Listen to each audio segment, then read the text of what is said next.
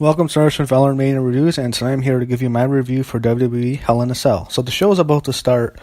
It's still the pre-show right now. The first match is going to be a tag team match, Hype Bros versus the Gable and Benjamin. So I guess this might be the split. We might finally get to see the Hype Bros split and split off. Finally, maybe Zack Ryder gets released, but match I don't give a shit about. So Benjamin and Gable got the win. Hype Bros didn't split up. They immediately went right to the panel, so the New American Alpha gets the win. So the show's about to start. The opening match is going to be a Hell in a Cell match. Usos and New Day. Most anticipated match for me. This match is going to be awesome. I'm definitely looking forward to this. We have new tag team champions. The Usos beat the New Day in a very good Hell in a Cell match. This might have set the record for most kendo sticks strikes in a match.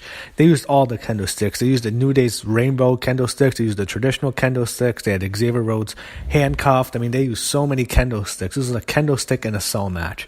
There was a chair spot at the end. They threw him into the stairs. They used the trombone. So, I mean, there was a lot of weapons. If the fans wanted tables, we didn't get tables. And the thing I liked the most about it, there's been a lot of bumps into the cell. So, I mean, they used a lot of dives. They're traditional dives, but with the cell in there, it made it look more brutal. Big E did the big spear he usually does. Sometimes it looks, even, to be honest, it's more brutal when he does it from the ring to the mat. But this time there was the cell there, so that looked cool. I thought he might even break through the cell. Big E he slammed one of the Usos twice into the cell. One of them, it almost looked like the cell moved 2 inches when he did it. They had the best spot of the match, in my opinion, was no question. The LOD's finisher, the Doomsday Device.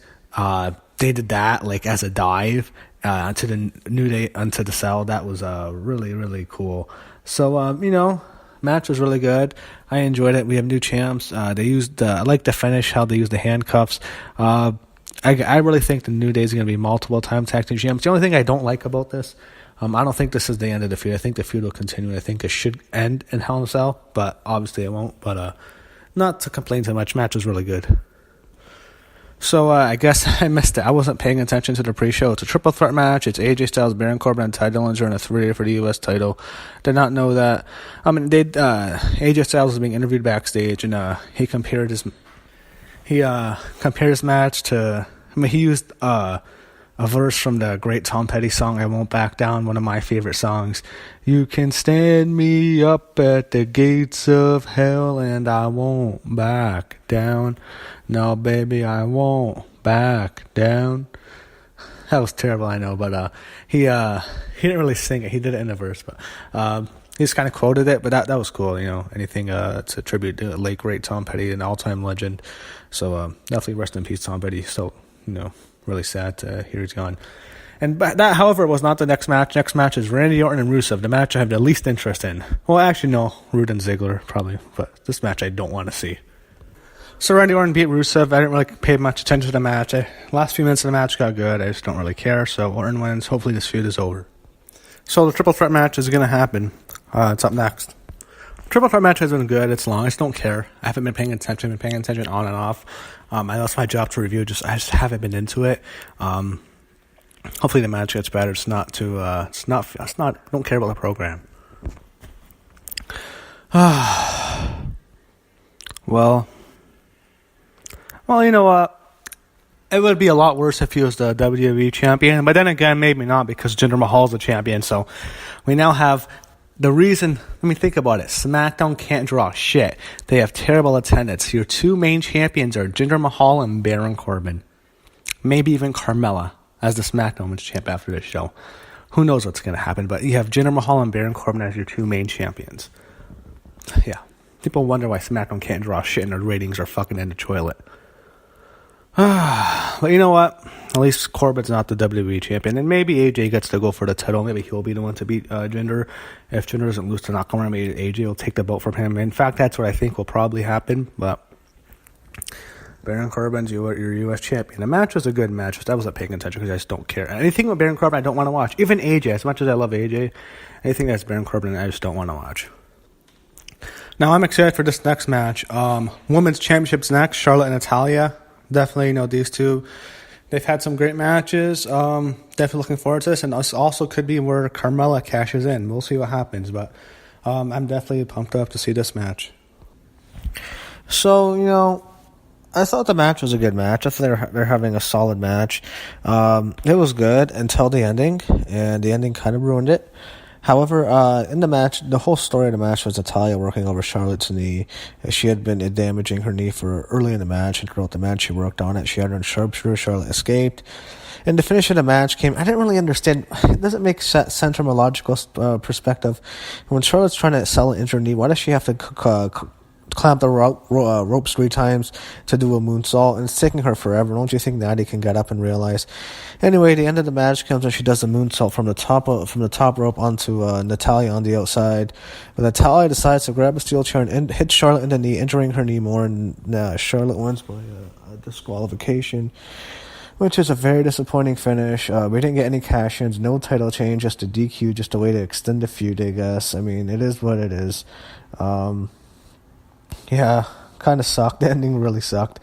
I think everyone wanted to see actually a decisive finish, but it is what it is. This feud will obviously continue. Coming up next is going to be... Alright, now I'm looking forward to seeing this. The Fashion Files return, so we're going to see the Fashion Files segment back. So the whole thing, I mean, I guess the ascension behind the original case... we haven't seen the Fashion Files on TV in since 3 or 4 weeks, since it feels like last summer since we've seen them on TV, and it's already October. So, yeah, I didn't really care for it. I guess they're gonna start a new season. They open a new case at the end of the episode, and I guess it's going to be a Pulp Fiction thing. I said Pulp Fashion, so whatever. Up next is match I do not care about. I do not want to see this. This build-up has been fucking horrible. I think this is the end of Nakamura. They've killed him. And then we have to see the worst champion of all time, Jinder Mahal, beat Nakamura again. And I'm considering just not even watching the damn match. We know what's going to happen. Zinger Brothers are going to interfere, and Mahal's going to retain the title with the Colossus. Every fucking pay-per-view, that's the damn finish. Fuck, I don't want to watch it.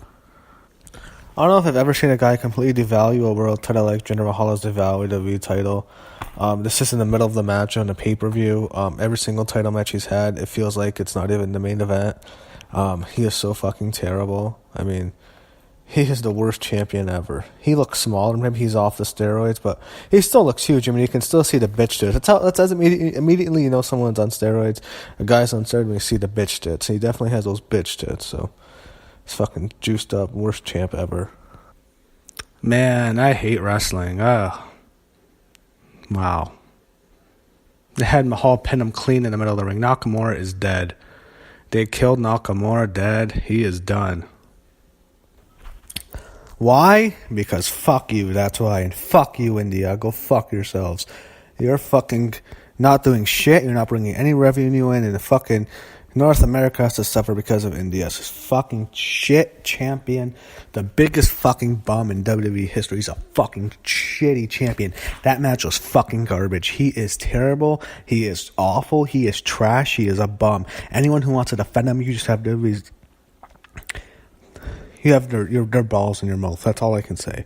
If you defend that. That guy is fucking trash. You say he's any good. He has 1 ounce of talent in his body. You're fucking nuts. He is a steroid fucker.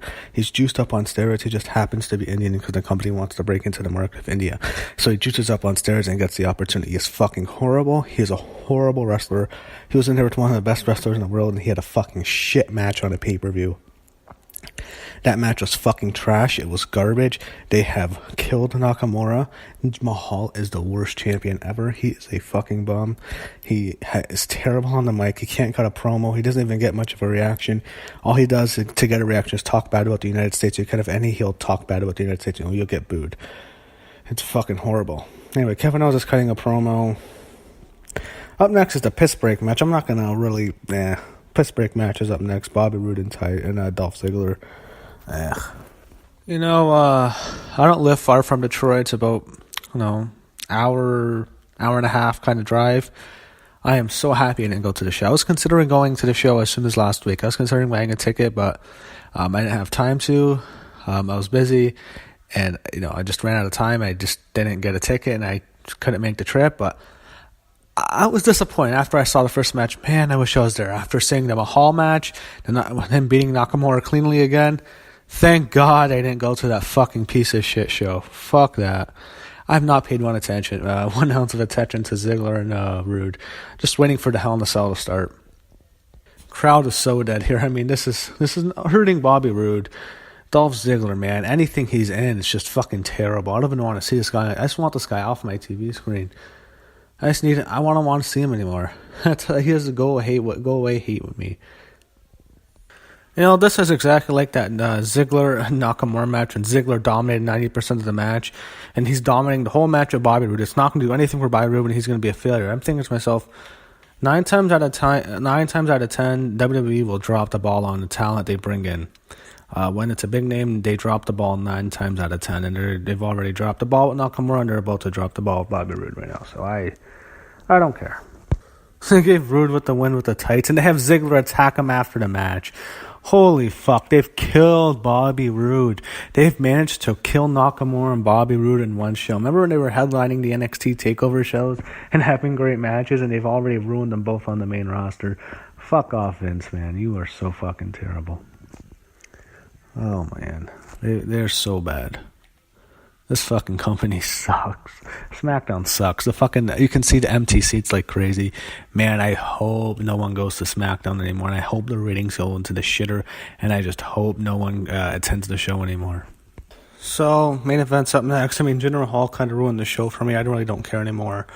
This show has gone so downhill. I mean, if they better save this match. They need to have a great match to save the show, because this show has been one of the worst shows of the year. The Mahal match was a disaster. The last match with Ziggler was fucking atrocious. This show's in trouble of being another terrible show. And they better be. I mean, not that they care what any of the fans think, because we're completely irrelevant, but damn. I mean, hopefully this match is good. So it's a good story they brought up on commentary. Shane McMahon made his return in the Joe Louis Arena. This is obviously Little Caesars Arena. But he made his return to Detroit, and he's now having a match in Detroit against Kevin Owens. Maybe this is the last we see of Shane McMahon. I think this match, it's going to build up to the big spot. What are we going to see? It's going to be a big spot. And that's all I have to say about this match. I'm looking forward to it. Hopefully it's a good match, because this show, man, it's that title match ruined the show for me. So hopefully this main event can save the show for me. My God, Shane McMahon's punches are fucking horrible. Ugh. Anyway, they're starting the match outside of the Hell in a Cell. After they go into the ring, it's just it's getting boring. I mean, this is exactly like the Undertaker and Shane McMahon match at WrestleMania last year. It's boring as fuck for a while, then they get outside of the cage, and holy shit, unbelievably crazy thing happens, and that's what people remember from the match. But for that, it's boring. That's what this is. This is boring as hell. It's Kevin Owens taunting Shane's kids, and there's no selling it. It's just, man, let's get to the big spot already and get out of here. You got some cool moments. Kevin Owens he set up a table on the wall of the cell, did a cannonball and went through it. That was cool. And then Shane did the coast to coast with the trash can. And now it looks like Shane's leaving the cage. You might see the big spot. Holy shit. Well, holy fuck, that was crazy. There's a lot to recap. Okay, they go up to the top of the Hell in a Cell, both of them, and they beat the shit out of each other. They have a match on top of the cell. They do a lot of wrestling moves. And I thought that was all awesome, because every single thing I thought the thing was going to break. Are they going to break? Are they going to do the Mankind spot? Or he did it twice when he choke slammed through the cell by Taker, and once by back body drops by Triple H. Are they going to do that? They don't. They go to the top, middle of the cage. Kevin Owens does kind of the Shawn Michaels bump through the announce table. Holy shit. Shane does the same bump he did at WrestleMania 32, top of the cell, Hell in a Cell, elbow drop off the cell. Sami Zayn, instead of the Undertaker just getting out of the way, Sami Zayn pulls Kevin Owens out of the way. Shane crashes. Sami is heel. They really turned him heel after that. He is full-fledged heel because he forced Kevin Owens to go and get the win. He put Kevin Owens on top of Shane. KO wins 1, 2, 3. Holy shit, that was great. I loved it. That was my favorite match of WWE in 2017. This is the best match of the year. Not in all wrestling, but in WWE, that was my favorite match. I loved it. The last 20 minutes or 15 minutes was fucking amazing, and I loved it. And Kevin Owens wins. Sami Zayn is heel. Kevin Owens and Sami Zayn is heel. Wow. That almost makes up for Jinder Mahal as champion. But not quite.